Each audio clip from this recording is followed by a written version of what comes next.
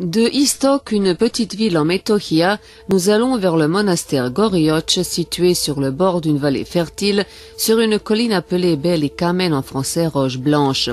Encore de loin, notre attention est attirée par un petit groupe de conifères qui semble dissimuler un trésor. Nous en concluons d'après les toits que nous entrevoyons à travers les pins et nos compagnons de route qui ne sont pas ici pour la première fois nous confirment qu'il s'agit du monastère Gorioch. Impatients de voir ce bâtiment sacral dès que possible, nous empruntons une route asphaltée étroite qui s'allonge au nord-ouest de Istok. Des deux côtés de la route nous étreignent des arbres déjà feuillus et l'environnement déjà riche donne à penser que nous arrivons dans un lieu encore plus beau et plus riche. Sur la colline dont on voit la moitié de la Metohia, le monastère est en garde, défiant le temps et les gens malveillants.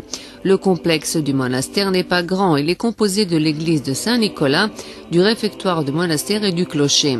Lorsque vous entrez dans la cour de ce bâtiment sacral, vous sentez une sorte de soulagement, comme si tout le négatif en vous disparaissait peu à peu et comme si votre corps était submergé de paix et de sérénité. La végétation abondante et les diverses fleurs complètent l'ambiance et donnent un charme particulier à cet endroit.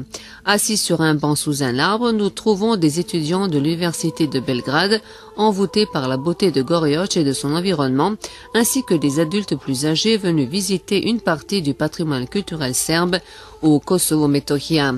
La tradition populaire dit que le monastère Gorioch a été bâti par le roi Stefan Dechanski en signe de gratitude pour la guérison de ses yeux atteints par le feu. La racine du nom du monastère provient du verbe goretti en français brûler.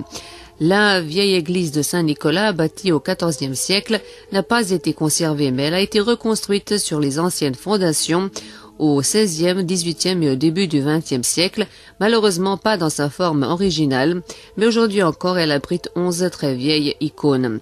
Il y avait ici une grande bibliothèque du Moyen-Âge avec de précieux manuscrits et certains de ces livres sont maintenant dans la bibliothèque de Saint-Pétersbourg. Pendant la Seconde Guerre mondiale, Gorioch était aussi une prison dans laquelle des Albanais torturaient des Serbes. En 99, Gorioch partage le sort de nombreux monastères serbes au Kosovo-Metohia. Après le retrait des forces yougoslaves de la province, les Albanais voisins encore d'hier ont détruit le monastère.